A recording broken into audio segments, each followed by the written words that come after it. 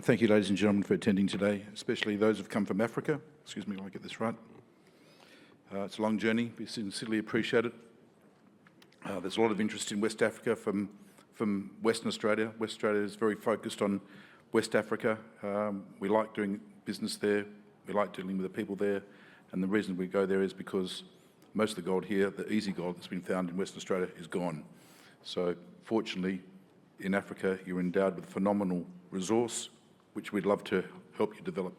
I've had a good opportunity to get involved in West Africa over the past 15 years, and Bishop is a combination of that 15 years' work. So thank you for attending. My presentation is De-risked High Growth Opportunity in West Africa, named Bishop Resources. The company's named Bishop because my last company was called Cardinal, following Bishop Cardinal Pope. So next chess move. Disclaimer. Okay, so since I got involved in gold mining in West Africa in 2008, the team that I've been involved in, we've found over 17 million ounces, which is quite incredible. I've been involved either from a seed capital perspective, raising the capital, establishing the company, or just being involved one way or another. I've been involved in many other companies, but these are the ones, PMI Gold, Cardinal, and to a lesser degree, Asante over the past 15 years. The team, we've done it before. We've been in Africa for a long time. We've got a team that knows what they're doing. Malik, my partner, is our chairman. He's operating Asante Gold. We started that from nothing 3.5 years ago. This year we'll turn over $1 billion in turnover in revenue for gold, producing 240,000 ounces. We've got 2 gold mines, and we started for nothing 3.5 years ago, as I said, at 8 cents from now $1.60. We've got all his knowledge. He lives in West Africa. Michele Misilo, accomplished corporate lawyer, helped us with Cardinal. Alex Pismiris, a very old friend of mine, who started Papillon in the day, and of course myself. That's an old photograph, by the way. Okay, so here's the elevator pitch, effectively what I'm going to talk about for the next 12.5 minutes. This is a snapshot of where we're at. We're based in Senegal and Ghana. The company was incorporated here in Australia. We've got a 1 million ounce 2004 JORC resource, which is about to be upgraded to a 2012 JORC resource. We're production ready. We have a plant, which I'll show you in a moment. We've produced our first gold 2 weeks ago with a little test run with our plant. We've got a starter plant right now, which is really just a pilot plant, but effectively we'd like to be producing 120 to 200,000 ounces per annum one day. But nonetheless, we'll be a self-funded explorer, producing gold and making quite a bit of profit.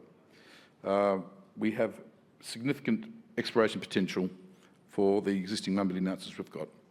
Now I'll go backwards and explain why that's the case.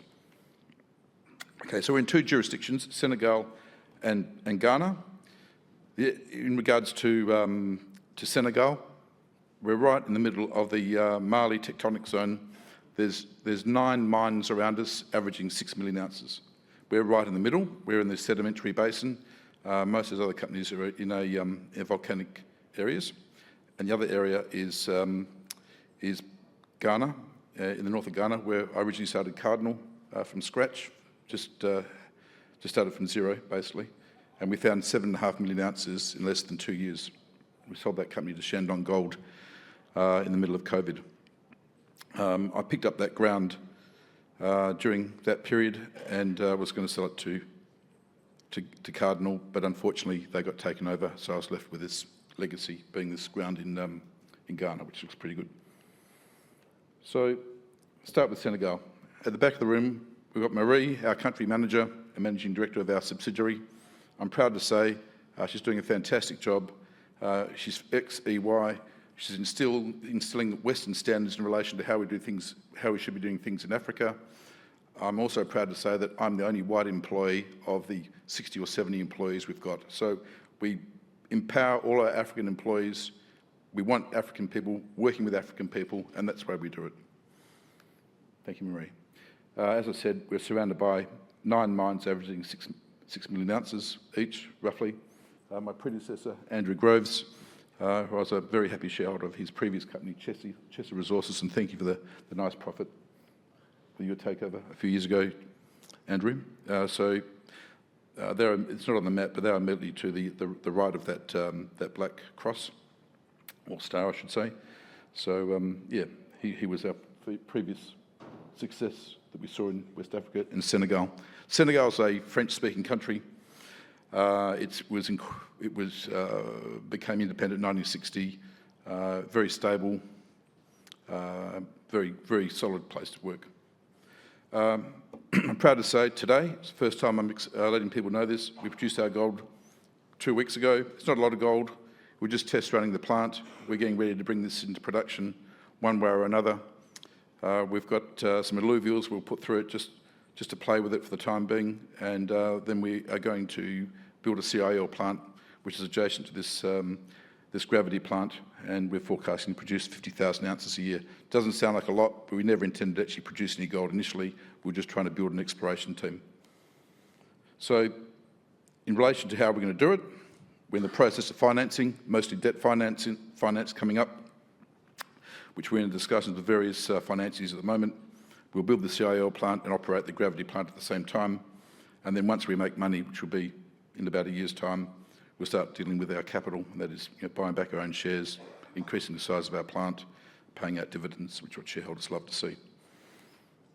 So on the right-hand side in the blue was our original pitch when we started this company, and the price of gold was $1,800 an ounce. We had the plant on site. We didn't know what to do with it, and then the price of gold changed. It's doubled. As a consequence, we now have a good problem of bringing it to production. So we are an exploration company, but we now have the due optionality of production. So we've got a 300,000 tonne per annum plant on site.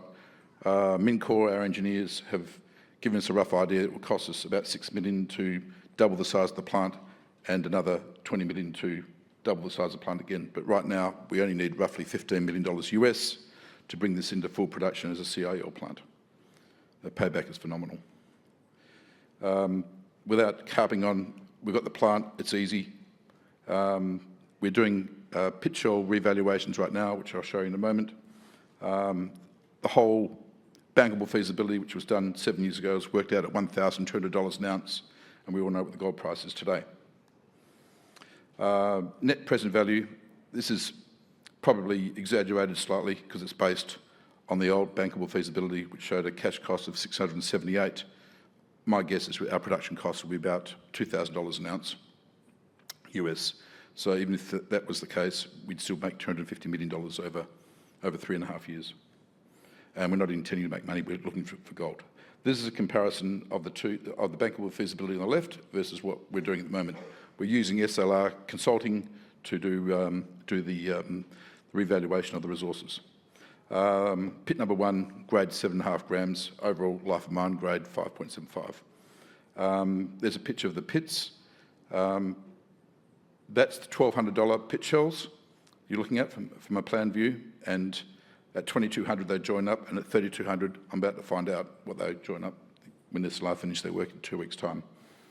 Some fantastic intersections there, 7 metres at 11, 7 metres at 54, and so forth. The other thing caught when I put my foot on this project, which bought all of this infrastructure and resource and granted mining licence for $20 million cash, was the extent of the mineralisation, which goes over 20 kilometres. To give you an idea, that's effectively from here to Fremantle. The whole area is mineralised, and when I compare it to what I saw in Cardinal when I first went there some years ago, this probably is 3 to 4 times better than that and 3 or 4 times larger. So that was 7.5 million ounces. Those railway tracks you see there, they're sedimentary structures. I had a hunch that I would find gold here, despite the fact there was previous drilling.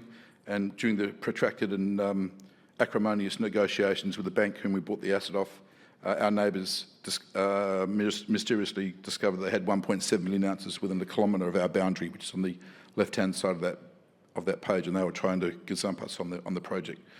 We got it, then they released their 1.7 million ounce resource. So those structures, hopefully are repetitions of what Thor Explorations have. And we've got the million ounces in the north, and we've got the plant, so it puts us in a pretty big commanding position. The pink area is the granite, and that's where the sedimentary structures have collided with the granite to create a sort of a Hornsfeld, and as a consequence, given us a high grade. The overall grade of the structures is probably, similar to most stuff in West Africa, about a gram, 1.2 grams, maybe a little bit lower, but we don't know. But it's mineralised the whole distance. Yes, we did a 5,000 metre program, and these are some of the results in the new area we just discovered, which are pretty good actually. Yeah, 3 metres at 33, including a metre at 100, and that gives us a whole new zone. So the bottom right-hand corner of the page shows the new area we've discovered. There's the plant. And to give you an idea of the size, there's a wheelbarrow in the front, and there's a man somewhere in that page that you can see. So that's the plant. On site, I've got all the componentry to build the CIL plant, including the bore mills. I sent the switchboards yesterday from Melbourne, and structural steel arrived about a week ago. We've got a camp, 120-person camp. That's basically the plan we've had, which we've followed and delivered on. Ghana, that's operated by my partner, Malik, who operates Asante Gold, capitalised at $1 billion, which we started from pretty much nothing 3.5 years ago. So we haven't really got into this yet in any real big way, because we've just been focusing on Senegal, to be honest with you. But nonetheless, we've got a very large position in northern Ghana. So the area in blue is the two areas which I pegged initially 13 years ago for Cardinal. And we sold that to Shandong Gold for $700 million in December 2020. And the area in gold is the area that Malik and I bought for cash, about $3 million in 2017, I think it was. And this was unfortunately left there because it was going to go into Cardinal, but it didn't. So we've hung on to it, and here we are using it as an exploration play in Ghana. So it's quite possible we could find another 7.5 million ounces there. It's on that right structure. It goes into Burkina Faso. The areas to the north there, the very north of the tenement, have got some good intersections there. 10 metres at 5.23, 22 metres at 2, 6 metres at 4.5. They're all pretty good. We haven't really sunk our teeth into it, as I said. I've been there quite a few times. Whilst COVID was going on, a few of the locals got a bit carried away and dug that 30 or 40 metre pit, and probably nicked about 20 or 30,000 ounces of gold. We don't mind. They're helping us find more gold. Where are we going with this? Well, basically, we want to bring it into production, full production, that is. We'd like to list this as a producing asset, not as a developer. I think it'll probably take us 9 months to 12 months to do that. I'm advised that if we do that, all our shareholders will be escrow-free on their stock and be able to deal with it as much as they want. So that's our plan. We've been blessed with the gold price. We've been blessed with the resource and the plant. And I think we've got a really, really successful project going forward, and I've been very lucky to have got our foot on this at this stage. So having said that, I'd like to say thank you very much.